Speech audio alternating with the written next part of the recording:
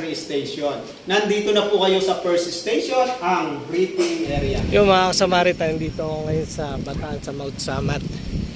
Bago pa lang ngayon makaakyat dito sa taas, dadaan muna sa orientation. So nagigpit sila para kahit pa paano manatiling malinis tong Mount Samat. Kaya bago ka makaakyat, orientation muna mga Samaritan. So makinig tayo mga Samaritan. Every station. Nandito na po kayo sa first station, ang breathing area.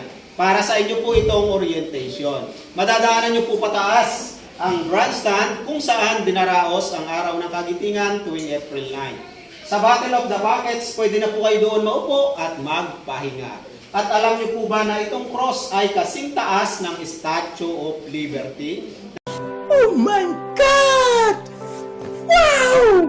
Naka-align pa po ito sa monumento ni Dr. Jose Rizal sa Luneta Park facing Mount Samat.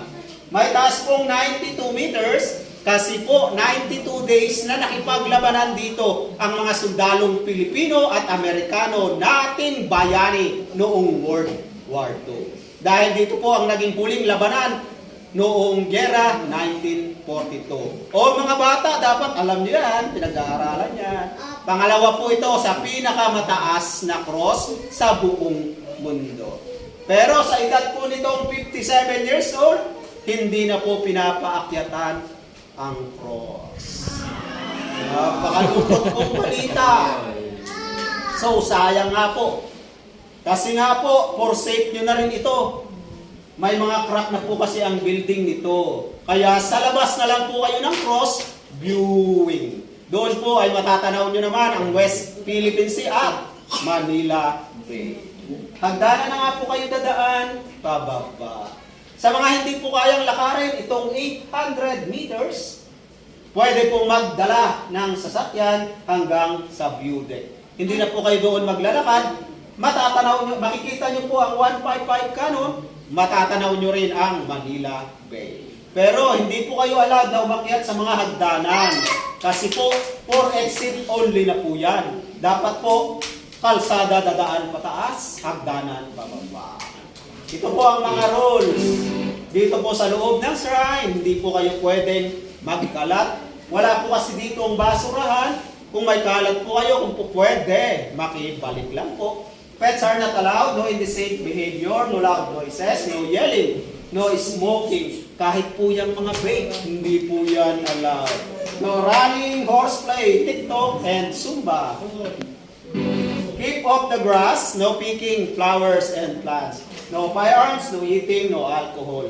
Hindi na rin po pwedeng magdala ng pagkain sa taas. Tubig lang po, drinks, juices ang pinapayagan.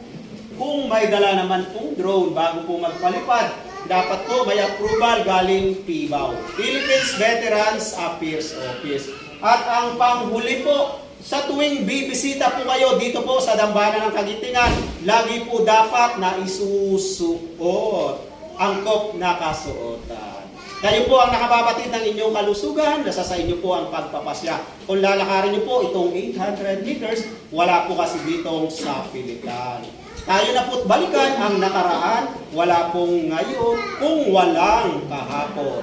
At wala pong magiging bukas.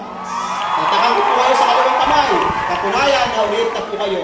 Mabuhay pong muli at Happy New Year. Matanglawin! Dapat may ganun, sir. Sa Mount Samat mga kapatid, meron na rin palang ngayon. Meron silang ginawang area para sa bandang kalahati ng cruise. May view deck na. So, yun yung view deck mga Samaritan. Maganda na ngayon yung Mount Samat. Ang entrance pala ngayon sa Mount Samat, 50 pesos per head.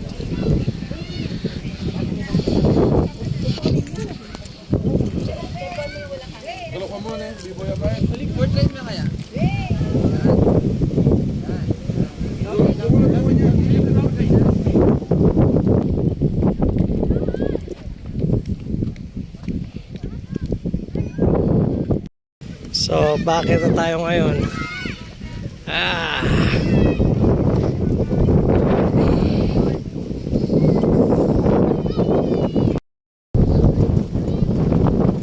Sarap ng hangin.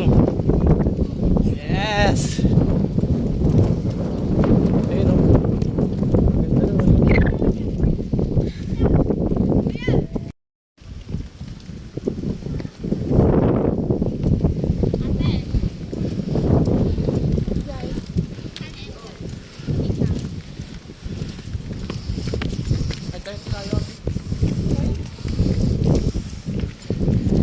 Ayan, sa taas na tayo mga kasamaritan. Nasa cruise. Kaso ngayon, hindi na raw pwede akitin yan. Yung cruise na yan. Sinabi naman sa orientation eh. Makinig na lang.